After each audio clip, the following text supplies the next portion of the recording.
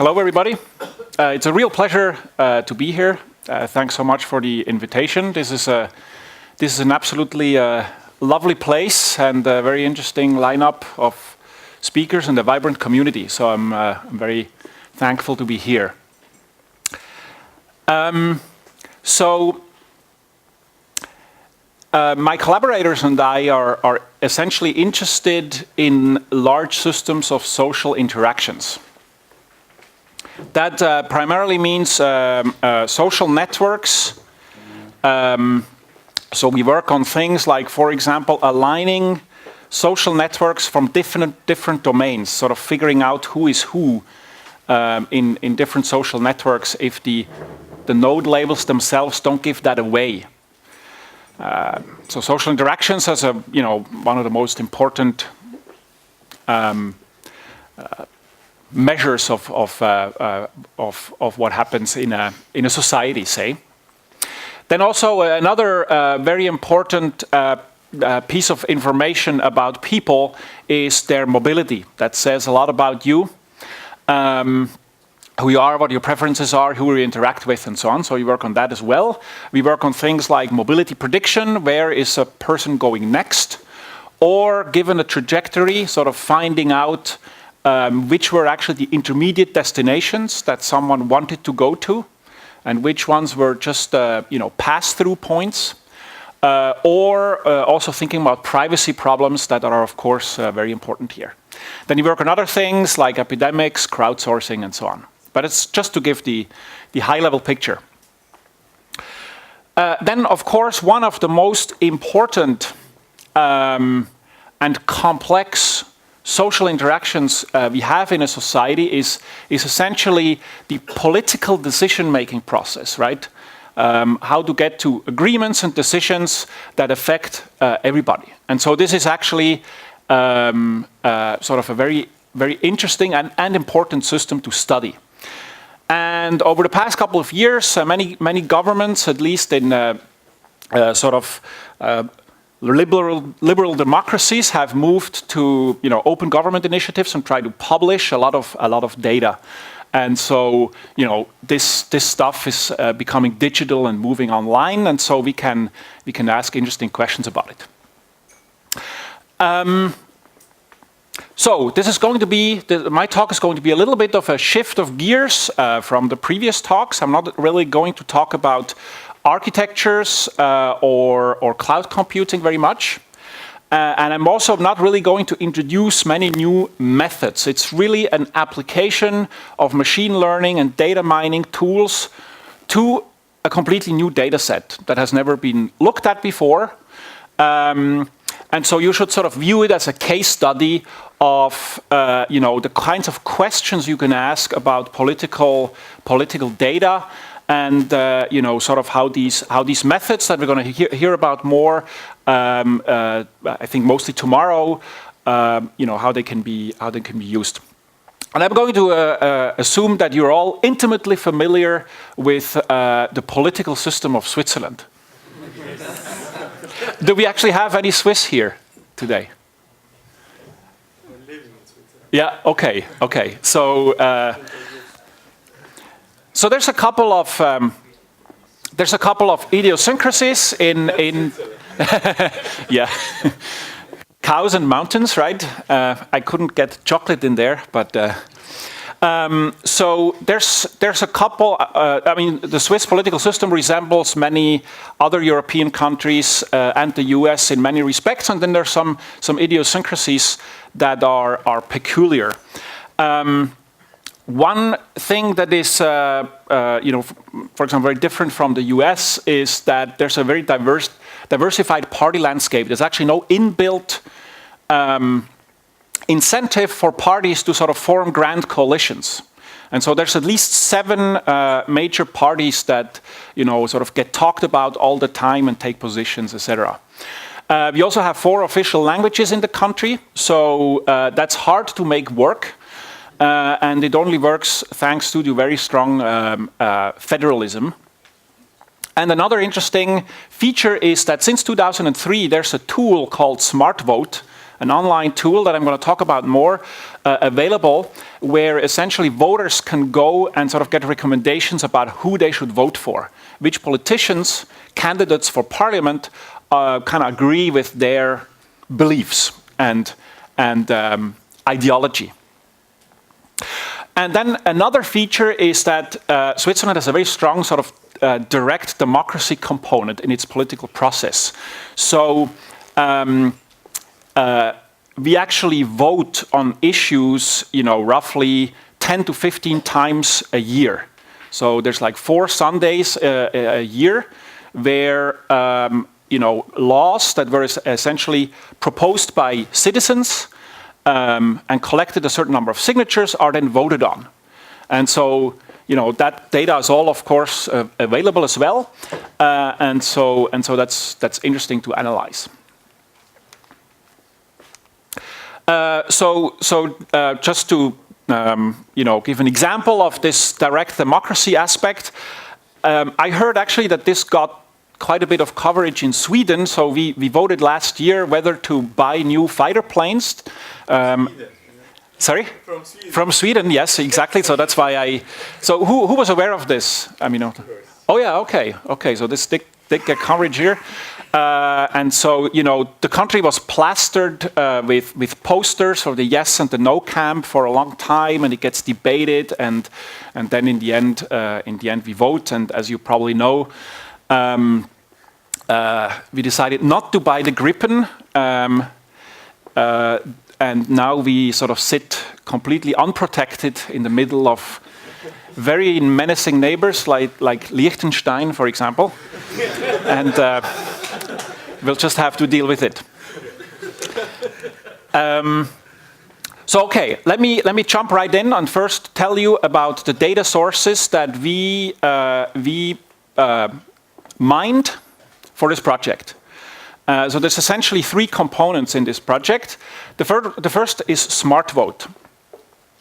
So in Smart Vote, as a citizen, as a voter, you go in and you answer a certain number of questions, some of them ideological, some very practical, about what you think should happen. And then the politicians, candidates for the equivalent of the House of Representatives, there's been about 3,000 of them, they do the same thing. They answer the same questions. And actually, surprisingly, there was very high participation in the last election among politicians. About more than 80% of candidates actually used the tool. And so as a citizen, you go in and you answer the questions, and then you can see who are the politicians, who are the candidates who align with you the best in terms of these questions. And Smart Vote actually came out of a sort of a national research project, and they were willing to share all the data, anonymized, of course, for the citizens, but for the politicians, we know who it is. This is public. They shared that data with us.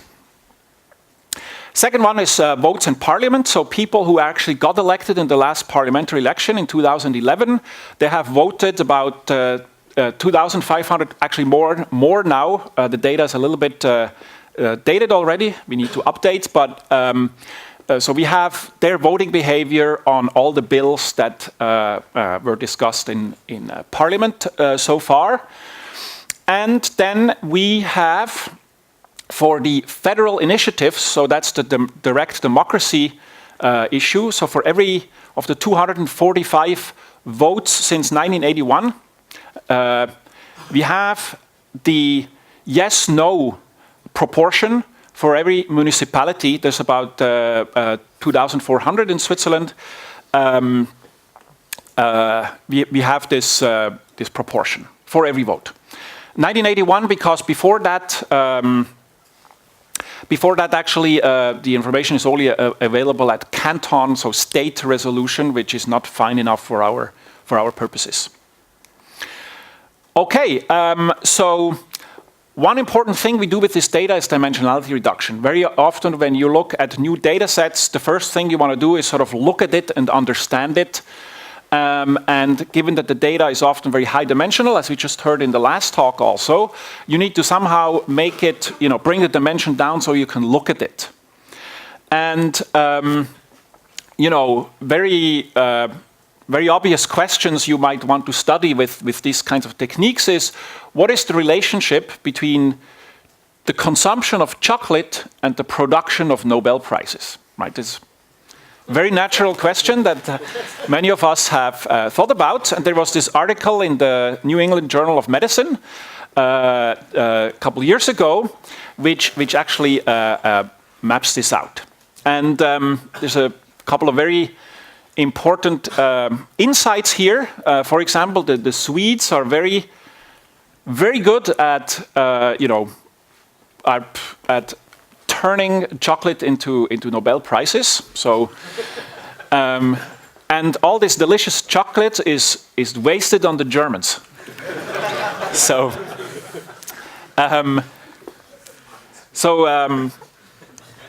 but Switzerland is the best. yes, but maybe we eat too much chocolate to. That's not very efficient. Yeah. The important thing here is that you visually immediately see a pattern, right? Something that looks vaguely linear, and that's called a principal direction or principal component. When in your data you see lower dimensional structure, and that's what you're very happy about when you find it. It tells you something about your data, and this is easy with two-dimensional data like this. Our visual cortex can do the job. Now, it gets a little bit harder, so let's look at another example. Suppose we look at three-dimensional data that I project into 2 dimensions.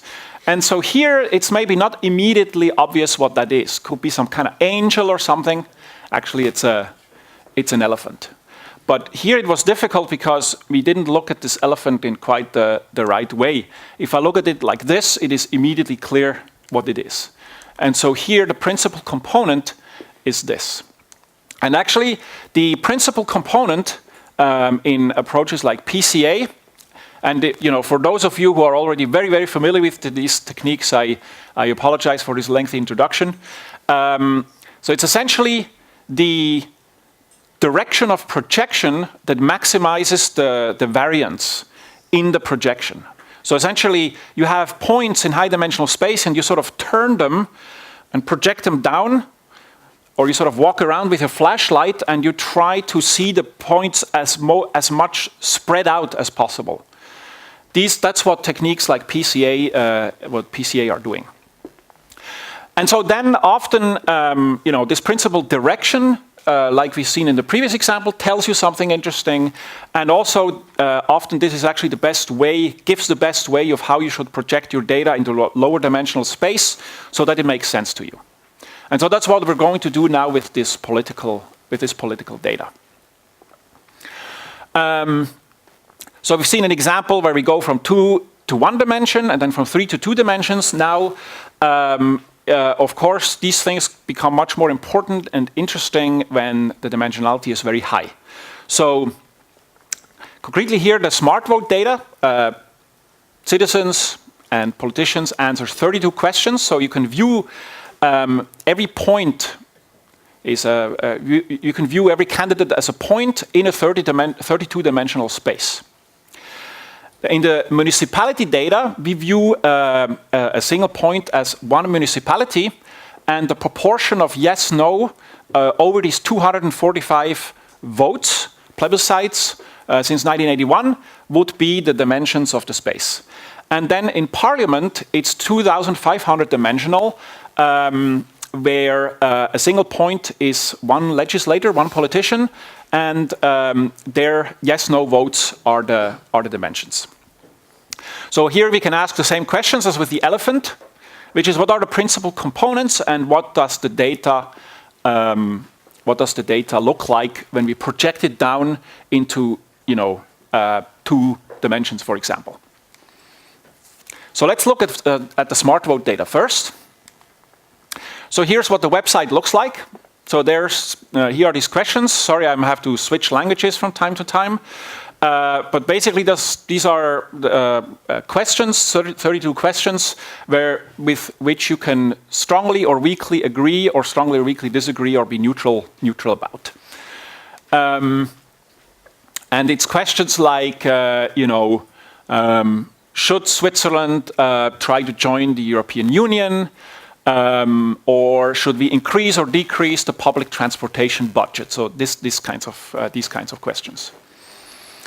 And as I said, so there's very high coverage of the actual politicians, but about 10% of citizens actually using this tool. So there it's still relatively sparse. So basically, we can just represent all this data. When now we focus on the politicians. Okay, so we can represent this as a matrix. So we have C candidates here. A row is a single candidate for parliament, and the columns are the questions. Okay. And now, when you want to do dimensionality reduction for a matrix, you take a singular value decomposition. So you try to actually approximate this matrix as a orthogonal matrix times a diagonal matrix times an orthogonal matrix, where the first matrix will contains as columns sort of a basis for in candidate space, if you will, and where the rows of V transpose, the right orthogonal matrix, contains basis vectors for, we could call it the ideology space. So it's in the space within which the questions live. Okay? And what we hope is that these singular values we need here sort of quickly go to zero. If that's the case, we found a much lower dimensional structure in this matrix, and it will tell us something. The eigenvectors? Sorry? These are eigenvectors? Yes. Mm-hmm. Just a question. How do you represent categorical data? So we just sort of map it to something between 0 and 1. We don't do anything special. Don't do anything. Yeah. There are many special. So I mean, there's 5 levels, right, in the questions. So there's some resolution, but. So as I said, the green vectors here are a basis for the question, so the ideology space. And now I take these and I project my matrix onto this question space. And so and now we have 2 dimensions, 2-dimensional data, where here we still have candidates, but here we only have 2 dimensions. We've reduced the dimensionality of ideology, and now we can plot all the candidates in this ideology space. We have not interpreted what these questions mean in any way, shape, or form. Right? It's purely dimensionality reduction of some abstract points in a high-dimensional space. And here's what you get. So here are these 2 singular vectors, the 2 green vectors, and I've plotted all the candidates with their party affiliations in different colors in this ideology space. And actually,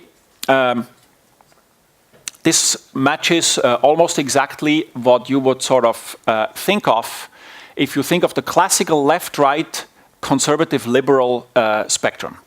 And actually, the smart vote people have manually plotted this, and it looks almost the same as here. So here's, for example, the Socialist Party over here, heavy overlap with the Green Party. And over here is sort of the very conservative rightist party that most European countries have this kind of parties that are on the rise, and here are the kind of more liberal sort of parties, but fiscally conservative.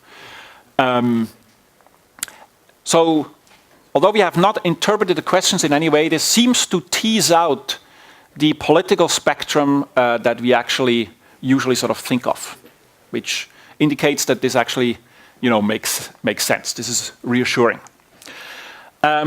Another thing that you observe is that there's a lot of overlap actually between parties, right? I mean, things don't sort of separate too much into distinct clusters.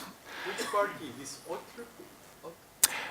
Okay, so this is others. Because there's a lot of small parties, because there is not, as I said, an incentive for them to... That's why they are spread everywhere. So it's others. Yeah. Sorry. Yeah. So we can actually look at this overlap a little bit more. So here I look for every party at what is the median, so the center of mass of that party, and then how many candidates for that party are actually closer to the center of mass of another party rather than their own party. Right? That's sort of a measure of overlap, and we see that some parties. So this one, and this one, these are thought of as the center parties, and they, in particular, overlap a lot with each other. So these are the sort of the Christian conservatives, and this is a party that splintered from this extreme right party and became more moderate, and this is the sort of more liberal, economically liberal party. And then the socialists are a bit on one end of the spectrum, and then UDC is sort of the far right party. And so this immediately sort of gives you a picture of what the ideological makeup is of the parties and how they position themselves.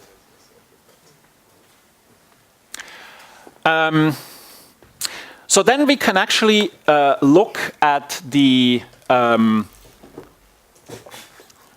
ideology space. So this was the candidates in the space, but I've not described what these directions are that we found, right? These green vectors. So now we can look at these green vectors. And what I do is I take this vector, and this vector is in question space, so I can ask, what are the strongest component of each of these green vectors. So this is the most important of these vectors with the strongest singular value in the SVD. And I could look at these questions. Sorry, it's in French. I'll translate it very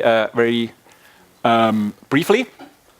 So the first question is about giving foreigners the right to vote. Should there be fiscal competition between states, cantons within the country? Should the highest and lowest salary within a company be at most 1 to 12? So to cap essentially CEO pay. And should there be a government healthcare insurance rather than private? So these are sort of, you can interpret this as questions of equality. Right? So competition versus making things more equal.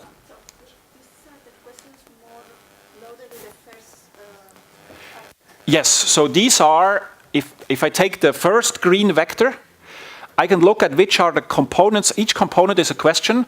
Which one are the largest in magnitude? So this determines the first vector the most. So here's the second green vector. Should the Swiss military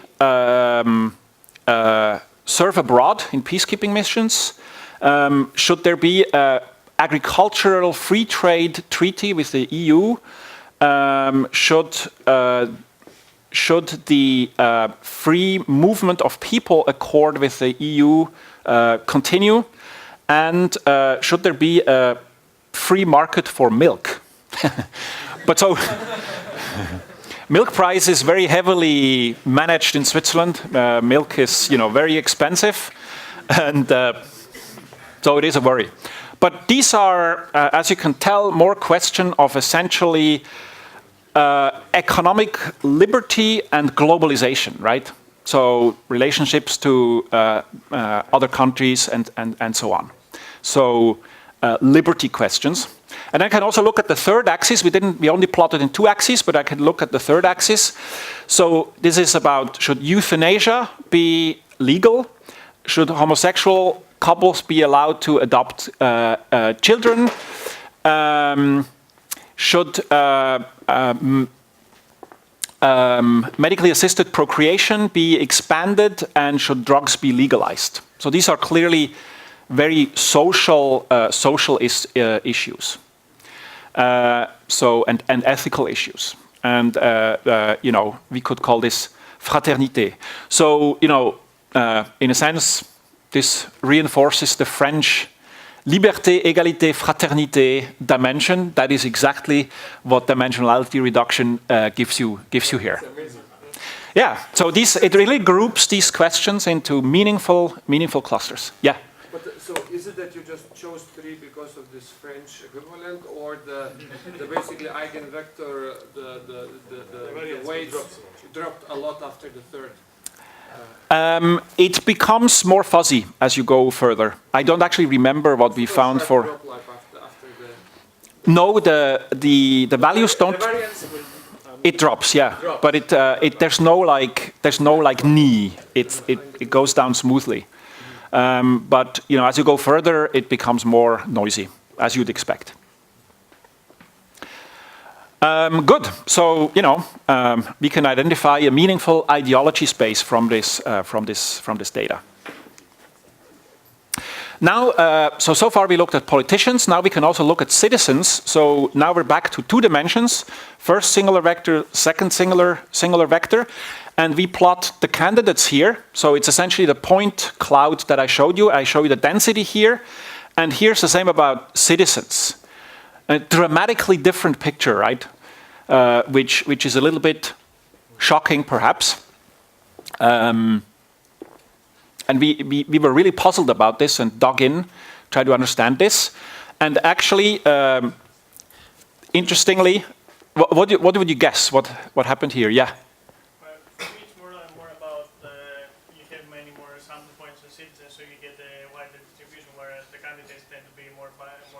That's a very good point. That's certainly going on.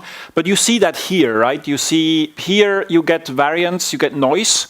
But this spike is really hard to explain, right? Yes? Could it just be politics? I mean, that they're supposed to be, you have to have a message? Yeah. So if you observed very good. Yesterday? It's the Socialist Party. We actually found an earlier newspaper article that found out that the Socialist Party, when this tool became widespread, they gave instructions to their candidates. Say, here's how you should answer the questions, more or less. And so that pulled the Socialist Party into sort of a single Dirac pulse in the ideological spectrum. This is the views of the citizen, this is the views of the candidate, right? Yes. And like in a density. So if you had really one system with proportional voting, you should suppose get the same. Yeah, exactly. So But these are candidates, right? Yeah. These are candidates, not who's actually. Not the result of the There's not the result. These are the candidates. Mm-hmm. And so I'm sure they're not going to do this again, right? Because it looks bad, and it's actually not clear that this is a good thing to do. Because if you cover less of the ideology space, you're less likely to be recommended to many different people. So, and actually, that's a question we wanted to study further. So here's a thought experiment, right? So you're a crafty politician, and you have this data available to you, suppose. So what would you do? Now, citizens come in, they answer questions in some way, so they fill this space somehow. Where would you like to be yourself? You probably like to be in a place in this space that is as empty as possible, where other competitors are as far away as possible, right? You'd like to be here, for example. Because then you get traffic, right? I mean, you get citizens who, among whose list you will rank highly. And so we actually asked the question, given that we had this data, is could this be done? I mean, could you craft a dream candidate who finds, a nice chunk of space where that person would get recommended more than others. Yeah. But isn't it that it has to be overlaid to the answers of the voters? Because might be that nobody answered anything. I mean, there are no voters that exist in this. Yeah. But of course, as you saw, the voters are relatively smooth. So you assume sort of a uniform But distribution of the. yes, you want to have a hole in the space of other politicians, where there's also a reasonable density of voters. Yes. Yes, exactly. Otherwise, nobody. So we did this experiment. So we handcrafted a candidate, an opportunistic candidate, and then recomputed the recommendation that the tool would give for this candidate. And the result is actually kind of scary. So the x-axis here is the rank, where on the list, when the voter gets a list of recommendations in decreasing order of proximity, that's the rank. And the median of real candidates is here. So most candidates are not going to be in the top 50 for most voters. Makes sense, right? But then already among the real candidates, there is actually a huge variance. Some people are recommended to a lot of voters. I think they were just lucky of where they ended up in the space. And here's our crafted candidate. And by the way, the y-axis here is total number of voters among about a bit more than 200,000. So this is about 50% of the users of the tool. So let me just give the interpretation. And so in other words, our crafted candidate is in the top 50 list, which is the size of the list you get in the tool, for almost half the voters. So I mean that person will be, get a huge advantage over sort of your average dumb candidate who didn't play this game, and that is potentially a big danger. Yeah. Has smart vote been? The green one is obviously a danger, but the blue one is reality. The blue one is reality. Yes. So probably, based on this, a lot of people probably got elected. Yeah. Yeah. It's a smart vote. Yes, it may be. There's no indication that this was done deliberately, that there's manipulation going on. You do need the data to do this, but it certainly indicates that maybe they should have more sophisticated criteria, some kind of normalization that every candidate overall gets the same exposure. I mean, basically. We need to go further with this and be careful about how we do this. Yeah. How credible is the program of the green candidate? Because if you agree with everybody, then you can't do anything. It is credible in the sense that there's a lot of people who agree with this person. Like all other politicians. But then, So in that sense, it is credible, right? yeah, no, but my question, for example, in Sweden, people have to present a budget. Would they be able to do a budget with this? Okay, we didn't look into it at that level. That's a good question. But Yeah. it could be that maybe it's in a sense it's even scarier because I believe some candidates try to game the system not explicitly but implicitly. Like Obama would never say he's an atheist, for example, or something. Yeah, like yeah. that. So it's really there's some kind of implicit thing in the system that politicians probably do not answer truthfully in the first place. Yeah. And that's even here you present just a tool for them to sell. Two things. First, politicians do not answer truthfully, and a recommended candidate might. The voter one might not. We look to other attributes. Yeah. Of the candidate, or maybe completely irrational reason to check. I agree that. Don't say. I agree that this game is, in a sense, something that goes on naturally in politics, but with much less sort of information available, hard information available to, But Obama did that. I mean, they really when they tried to get the sentiment of the voters in the two elections before. So that is. Yeah. That's what surveys and so on are supposed to do, right? Yeah. Just one more point. I think what Gautier said was relevant. You may have a lot of contradictory opinions in the Green candidate, you know, because you don't have any constraint-based optimization here. Does this contradict with this opinion? Does this contradict with this? Yeah, that's a good point. That's an interesting point. It's quite a hard problem to solve. It's public. So. Yeah. It's very nice. Good. Now let's look at what happens when these people actually get elected and go into parliament. So we can look at the same data. No, sorry. We can look at their voting record and sort of project it down in exactly the same way. So this is now not smart vote data.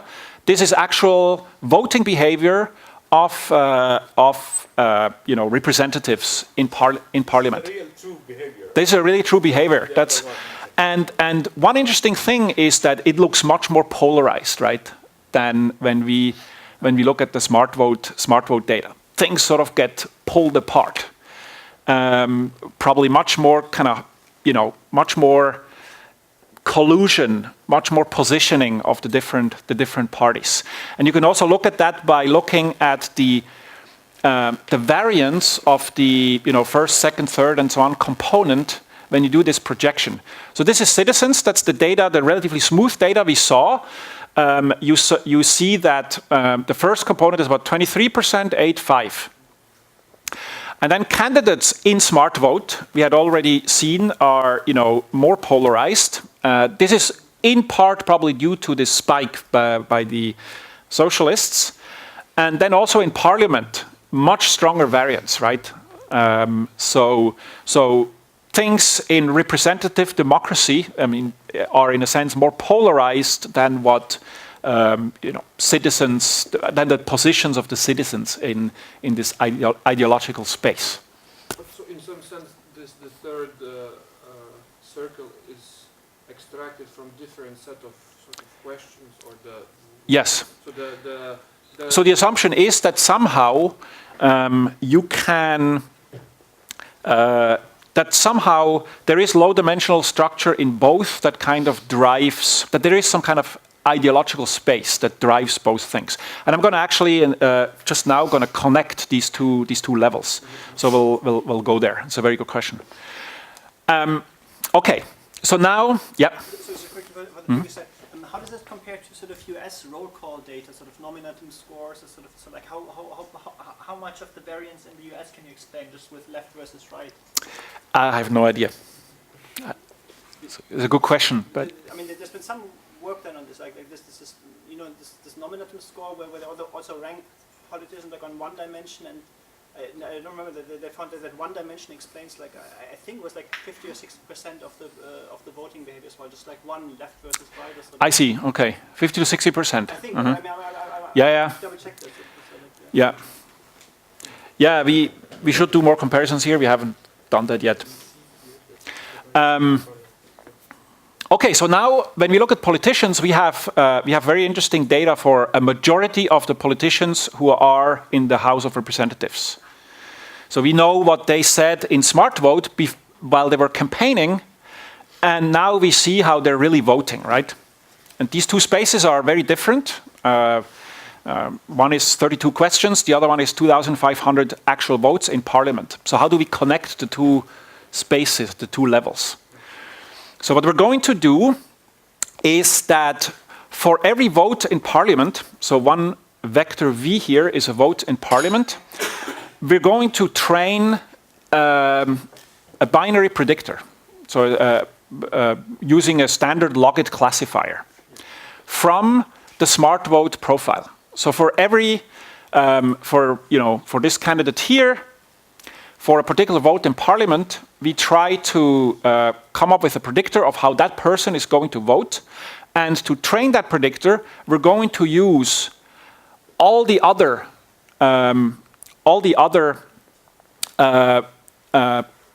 members of Parliament. So we're going to use this as a training set to come up with a predictor for that particular candidate. Say, will you vote yes or no? And we're going to do this. For every individual member of Parliament. We're going to come up with such a predictor. Okay? And now we can look for every vote in Parliament, for each one of these 2,500 votes, we're going to say, okay, is this a vote that is overall, over the whole Parliament, easy or hard to predict, right? How correct are we over all the candidates? And we can then plot the performance over all votes. So this is essentially the CDF of overall votes, of how accurate we can be if for a given member of Parliament we only have the smart vote profile. Can we predict how that person is going to vote? And what you see is that for about 50% of the votes, so this the right 50%, the performance is 95% or higher. So about 50% of votes in Parliament are very precisely predictable. For 95% of the parliamentarians, we know what they're going to say, just from their smart vote record. So now we're just going to focus on these votes. So the votes that overall in Parliament are well predictable. And we throw away the others because essentially there's not a good link between smart vote and the vote in Parliament. And now we have these votes that worked well. And now we're going to project these votes down into that ideological space again. And now, so this is this figure is a little bit difficult to explain.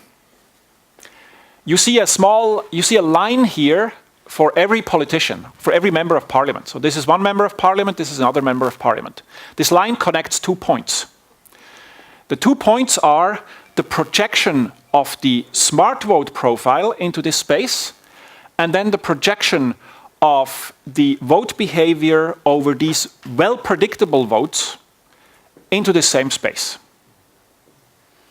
So essentially, if you had a politician who behaved in one way on smart vote and then did something completely different in Parliament, you would see a long line, right? This person might move from here to over there or something.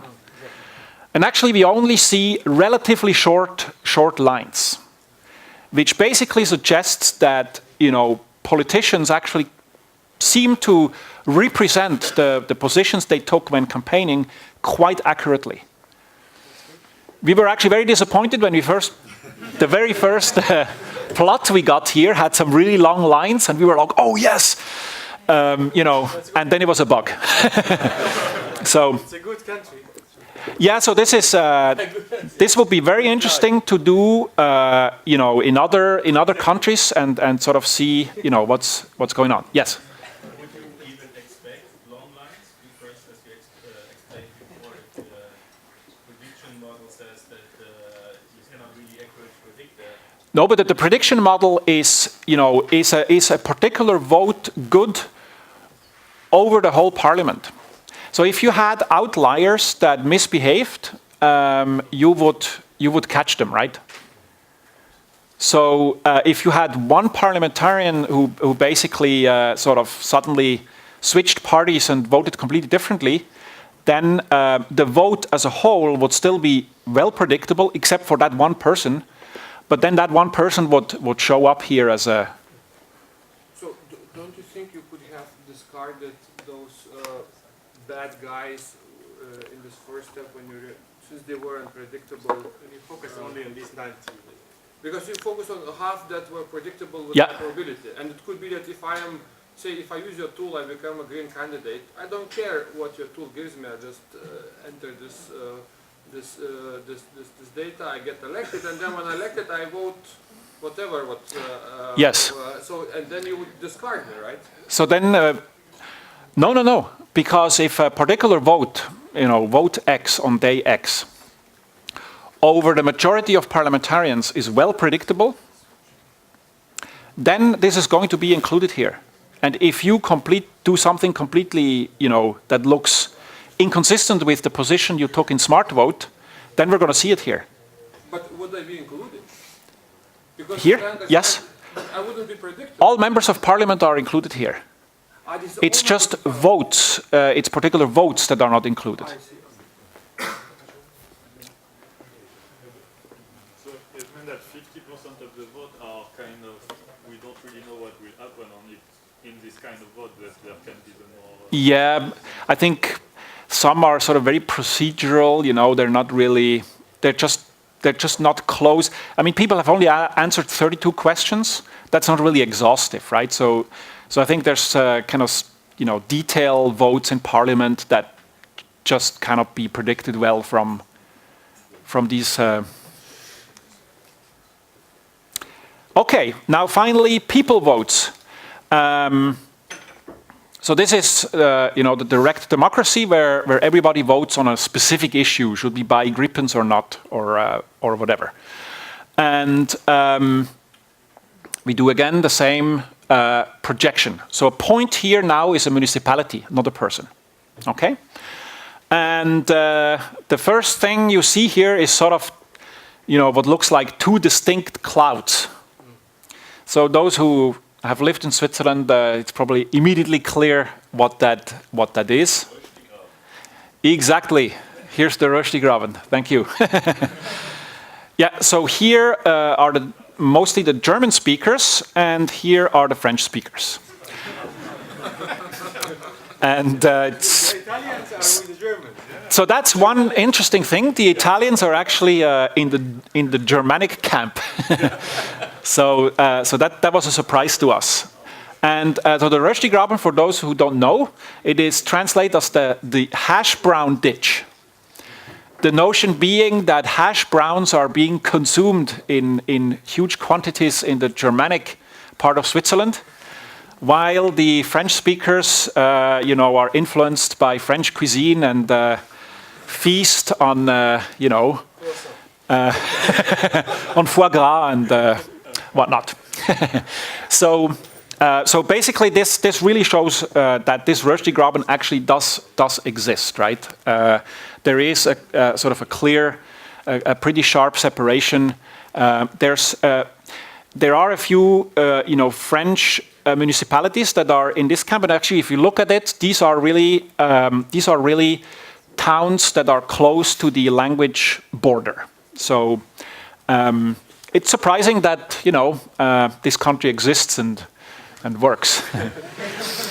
And up here we find the large Germanic and here the large French cities, large for Swiss at Swiss scale, and so the second dimension one finds here is sort of more the urban versus countryside split. So how am I doing on time? I think you're fine. You're fine. Yeah? Okay. So we actually have an online tool called predicon.ch where you can sort of look at this data. Maybe I'm going to do a very quick switch over.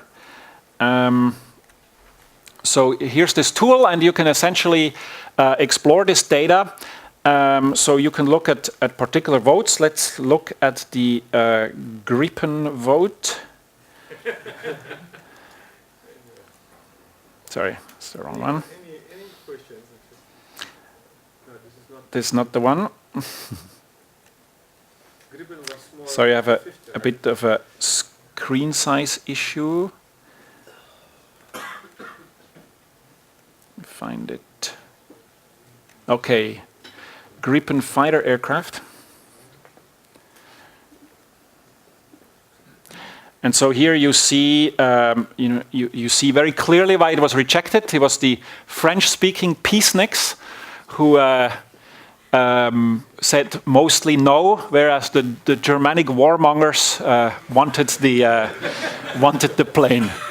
So you know, the boundary you see here is relatively close to the aforementioned Röstigraben. there are other votes where there's much more agreement. One of a very recent one I want to show you. I think the French party just wanted a Raphael. Rafale, yeah, that's possible. But So here's a vote we had very recently in the last voting Sunday about introducing a national inheritance tax. Switzerland doesn't currently have a national inheritance tax. And here everybody agrees we do not want taxes.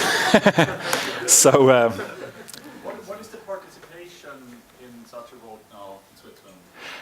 it's kind of between 40 and 50%. It's relatively low because it happens so often that. Okay.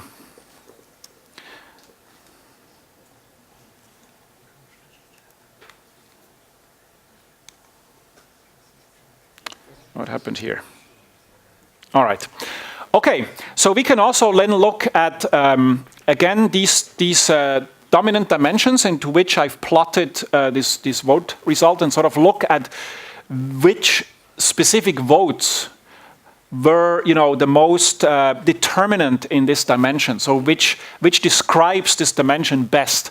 And you see that the first dimension is dominated by a vote, which was probably one of the most important votes that happened in the last couple of decades for Switzerland to join the European Economic Area, which was rejected very narrowly and really split the country. So that's still kind of a dominant dimension in when we look at how this voting data is structured. The second component, and here you clearly see this French, German, Italian split. But there are other things. So for example, here is one which is not at all a German-French sort of split, but this is actually more of, so this is about popular initiative for the protection of farms and against animal factories. So also informally known as the Small Farmer Initiative. And so this is much more of a countryside versus urban split here. And so it's, that helps to sort of interpret what's going on. We can then, so essentially this two-dimensional grid that I show you, I can essentially have a color gradient that I overlay with these points, and then I can actually color every municipality with its position in this gradient.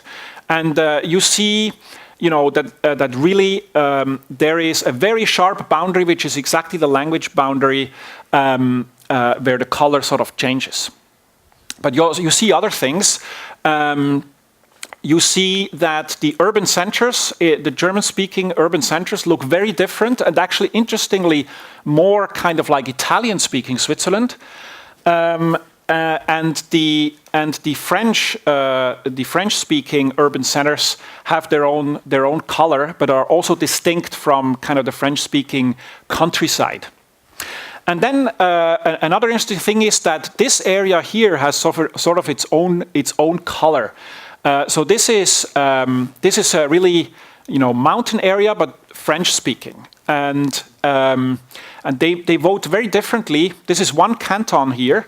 They vote very differently from their German-speaking brethren. Even though if you drive through, you see hardly a difference. And they seem to sort of have a voting behavior which is distinct from everybody else. And I'd actually, would like to declare, in addition to the hash brown ditch, another barrier here, which you could call the raclette barrier, because raclette cheese comes from this area here.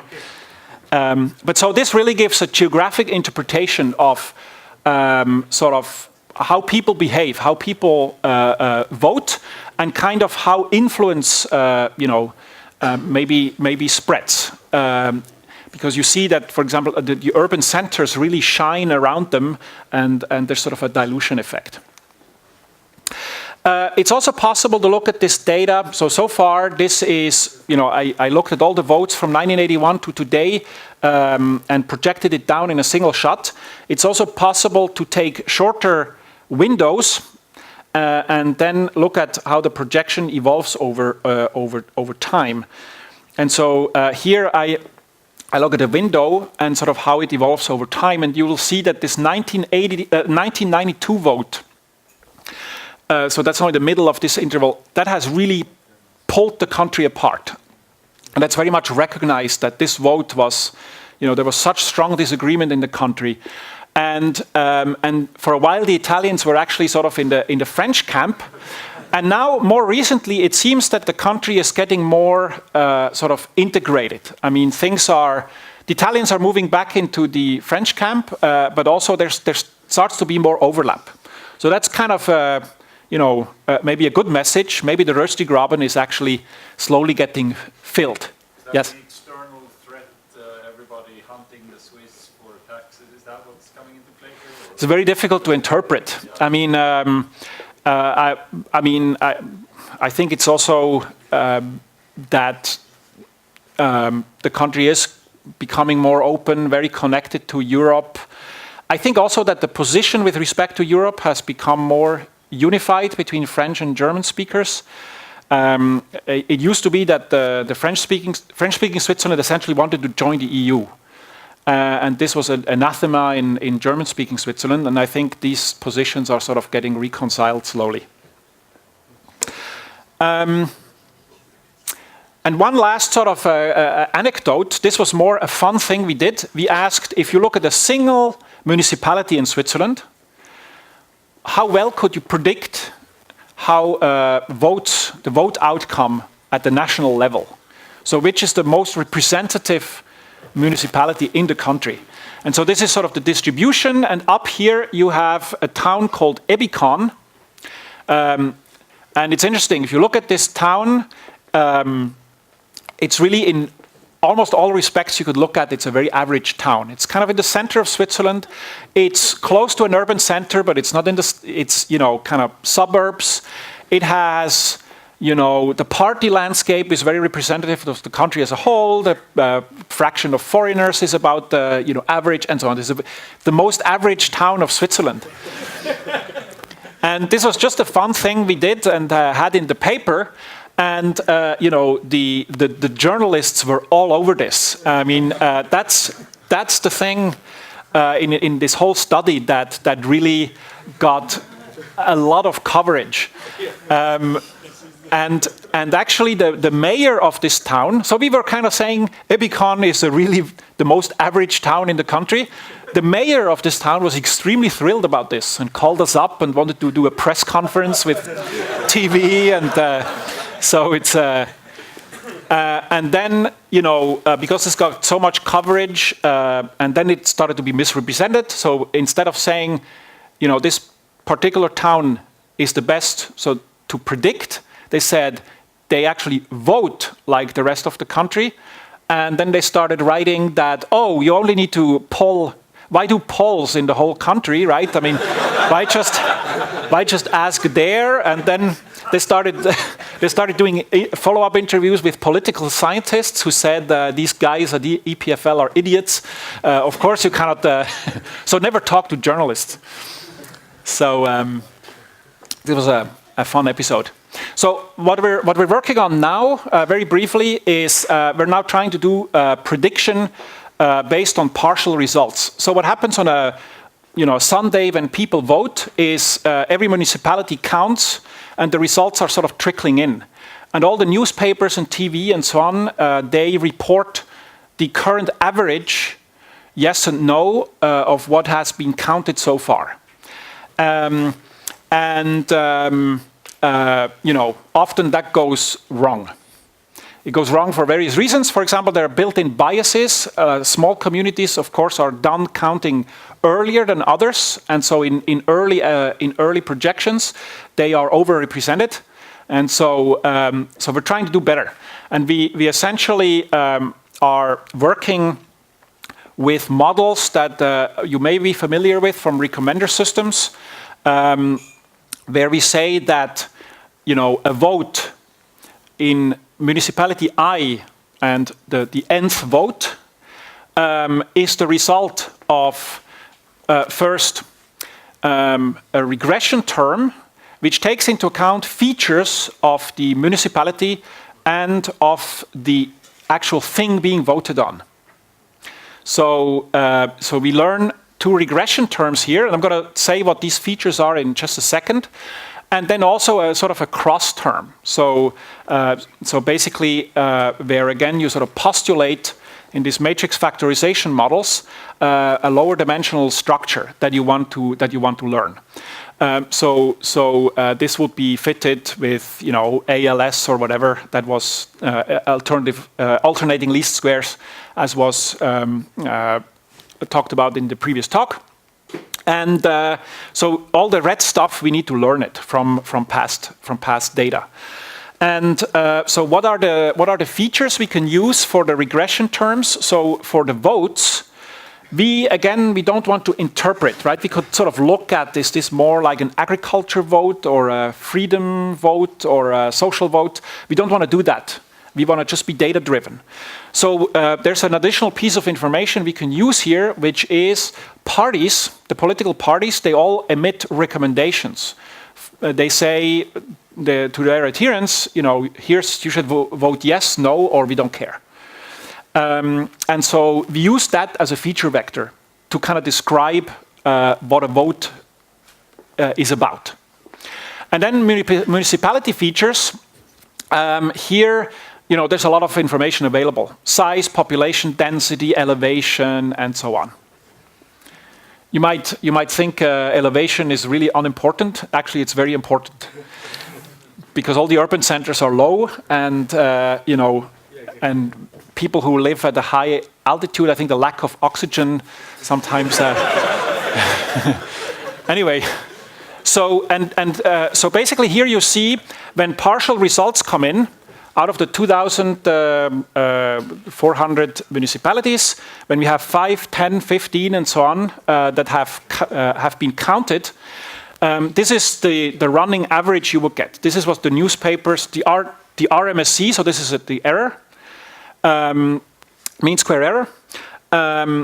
This is what the newspapers currently report, and this is two versions of this model that I just described. So we can actually kind of reduce the error by about a factor of 2 early on, and sort of do better projections than what you get by just reporting an average of what the votes counted so far would indicate. But that's terrible for me that you remove the thrill of.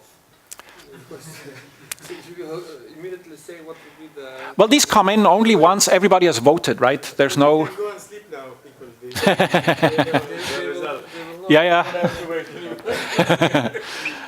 and watch the TV. True. Good. So that's it. So we have, to summarize, we have two goals in this kind of project. One is we, do try to work on the methods like the predictive model that I just described. So essentially try to push the tools for data analysis further. Better ways to see the elephant. But also, I think this kind of study can potentially enrich the workings of democracy by giving a better understanding of what's going on, how ideas and opinions are created. And here, so we're not political scientists. We don't know what we're doing here. So we try to interpret at the very end. So we sort of, sorry? The other one are biased. That is, yeah. So we don't give any interpretation at the beginning what these questions are about. For example, we try to view this as a purely data mining exercise, and then we try to interpret only the final result. And then invite you to take a look at the tool if you're interested in Swiss politics. Or if you'd like to maybe do something similar for your country of choice, we'd be very happy to talk to you and share information and tools. And there's also a paper with a second one coming soon on some of these results and methods. And I'm done. Thank you very much.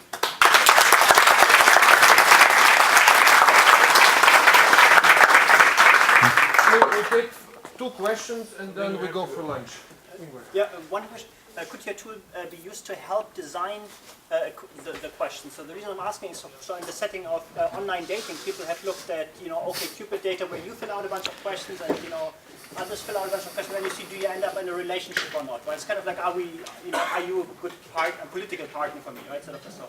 And some of the most distinguishing questions made sense, like, related to religion or sort of so, but others were sort of surprising. And so here the questions I'm asking, could you come up with like a 5-question survey that gives you a better explanation power, so it covers more of the variants than, I don't know, 32, 42. Maybe what's your favorite color is more important than, I don't know, I don't know. Yeah, you probably need some, small test cohort, but yes, that would be a great idea to see if, for example, if you add some questions and have, 100 people answer all the questions, including the new ones, does this significantly add information, or are they heavily correlated with what you already know?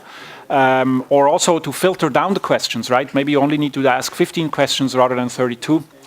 And another application could be a dating service where you, you basically are introduced to people who have the same political beliefs as yourself.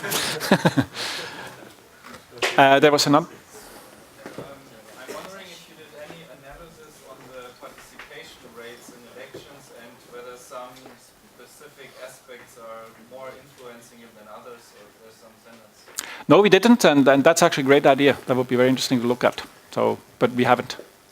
Well, I think I would like to ask you to take the questions offline because we still have to manage to catch our lunch before we come back. So let's thank Matthias again. Thanks.